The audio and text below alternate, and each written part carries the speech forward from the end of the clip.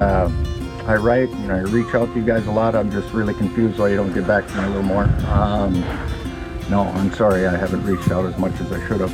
What we're going to do here today, though, being we're kind of stuck at home, and I hope everybody's doing well at home also. We're going to trim 2 feet. I will trim all 4, but I'm going to try to rush through 2 of them and talk a little bit about why we need healthy feet. Also, I'd like to share with you the job opportunity, because not too many people like going into the shoeing business because it's a lot of hard work, kind of like concrete, but I find it very rewarding. A lot of cool tools that you get to use as far as in the shoeing aspect. Today we'll just be trimming, which is a pretty good majority. You can make very good money at full-time or part-time. So as you can see, I got a holder and my wife is filming. This is Jocelyn. This is her horse. What I'd like you to really notice is the difference before and after a trim.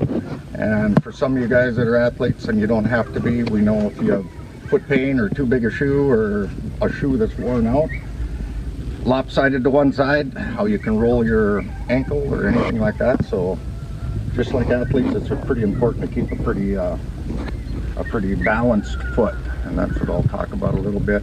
So here we go.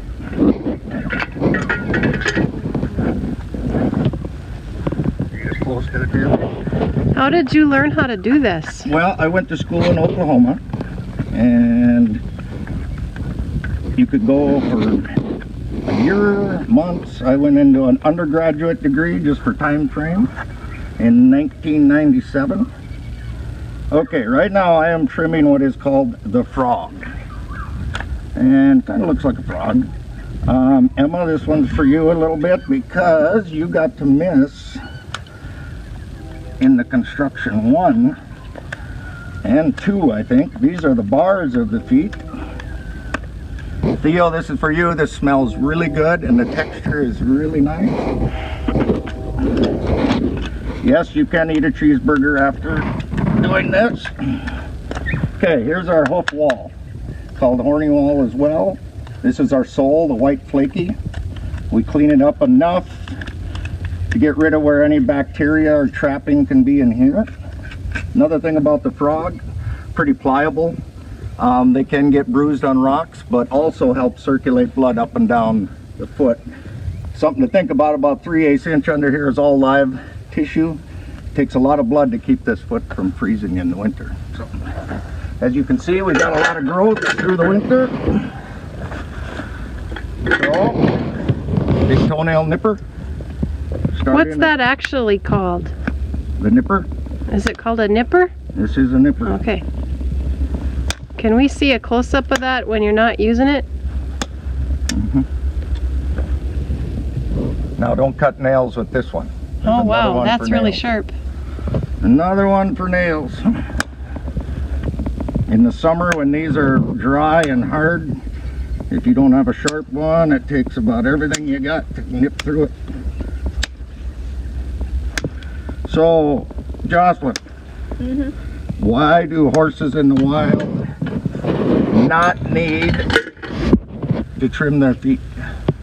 Because they have to go miles and miles to search for food and water every day, so they wear them down naturally. Correct. But our horses here are fat and happy and well fed, so they don't have to go anywhere and they don't wear down their feet. Feet grow about 4 inches a year, all from the hairline down, just like your finger grows from the cuticle. If you make a line down by your cuticle, that has to grow down. So what part of the foot is the oldest? Anybody? The edge you just cut off. Correct. You are wise beyond your years. So what I'm doing now is just taking a little flare off, and then we'll go up front and we'll balance the foot even a little more. Over change that, or over correct, but we always try to bring it back as close as we can. So Sarah, if you want to come a little more forward. So how do you know what the foot should look like the angle and everything? I try to mimic this. I have gauges in the past when I was young and learning, before my eye could see it. So after a while, it becomes pretty obvious what needs to come off. These are growth rings, all the growth coming down. Feed change, if a horse has a fever, you'll get a proud ring that'll grow down, which is pretty interesting. Hoof defects. Some horses have bad cracks in them.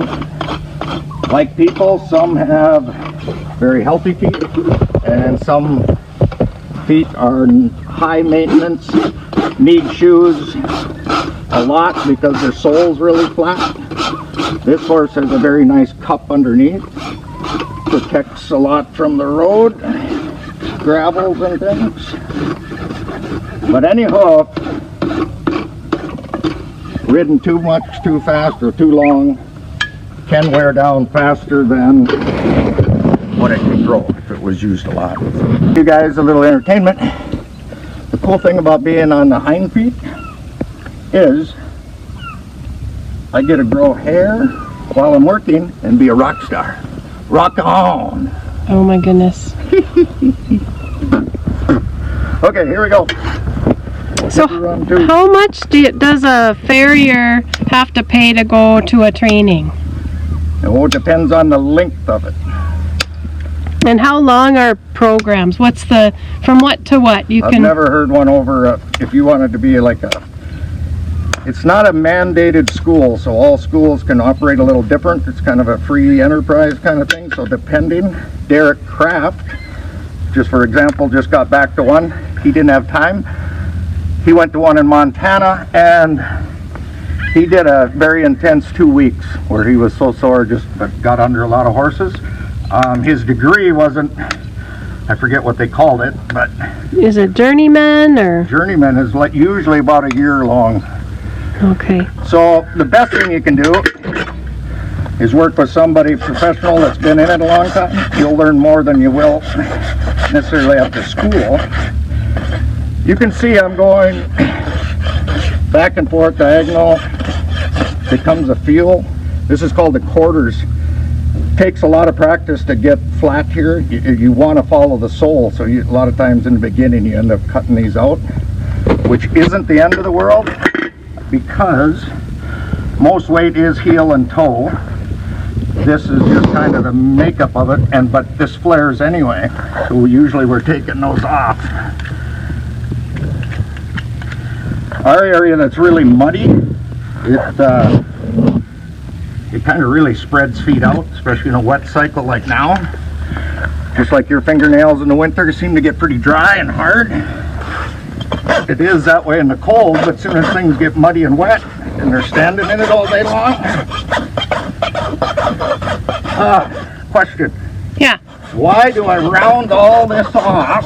If you're a lady that likes to do her nails, if I left this sharp, what would happen? The hoof. Because in the summer it can cut my hand. Yeah, they could cut their other leg with it, I bet, and maybe cut another horse if they kicked. Yeah. What else happens to it when it's sharp? Does it break off easier? A lot of chipping. But you're right about the sharp, injuring itself, injuring another horse. So, and probably most importantly, we're adding strength. What's the hardest, speaking of strength, what's the hardest part about being a farrier as far as the job itself? I have to say, I already know what I'm looking at them. It's dealing with clients because so many have different ideas now with what's out there on the internet and different things. Unruly horse would be second, but usually after a couple times you can do that. There's certain people that are real cautious about you being physical with your horses. To me, it depends how they've been handled. So you kind of, a lot of times just backing a horse up or making them work will settle them down pretty fast. Clients that have bad horses, they'll be going through a lot of farriers because most won't put up with it if they don't work with their horses. Most people want a good farrier bad, so they'll work with the horse even if they have to send it to a trainer.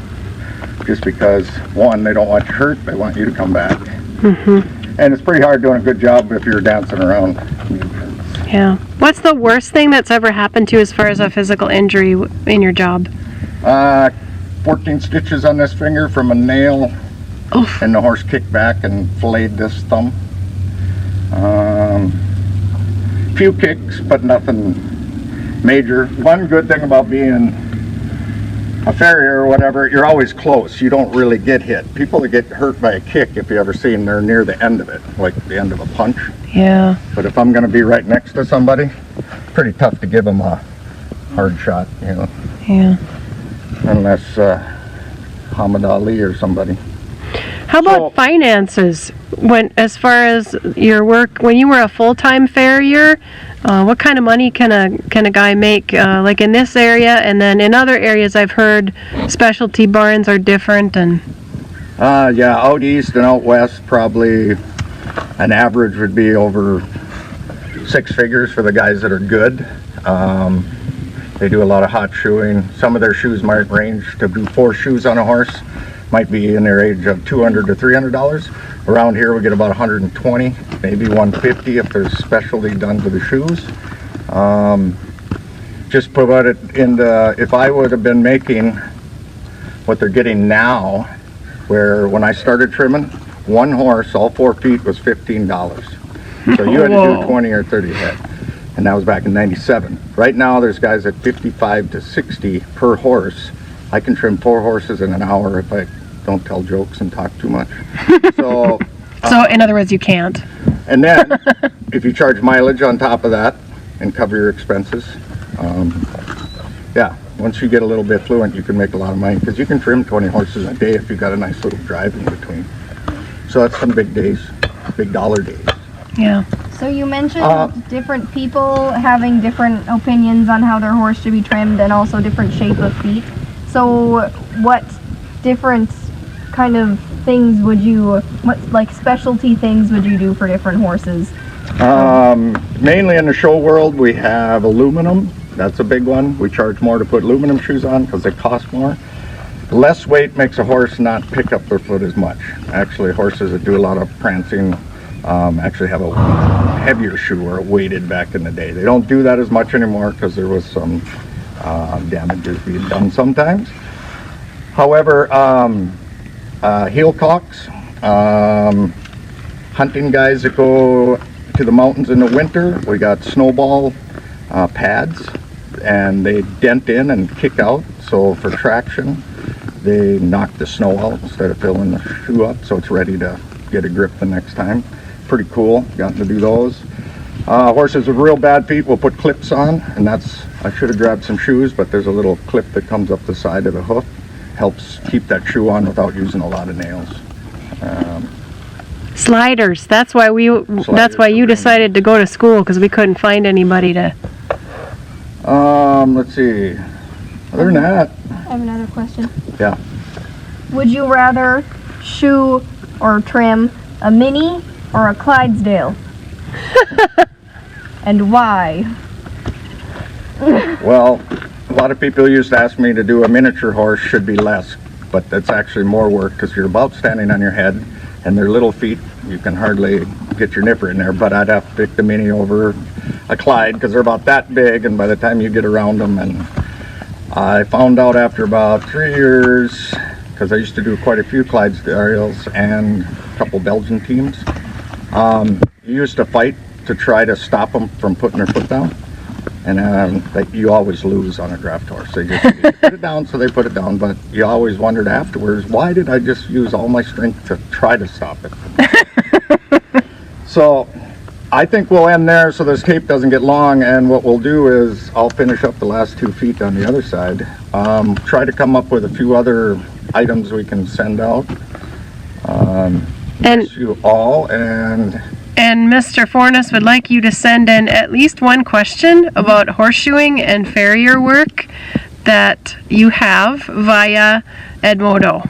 And if anybody's interested ever, this is why I do this, because it's a trade. There was 2 gentlemen in my life of growing up that were very influential why I went to shoeing school. And 2, to me, it's a lot like carpentry. I love shaping things. I like making things pretty. You get that good feeling taking a foot that can be super ugly and making it super pretty Yeah. and functional. Stay tuned for part 2, where he shows you how to use a forge. Or goulash. All right. All right. Thanks. See you I'll later. use my forge. All right. Happy Easter. Happy Easter.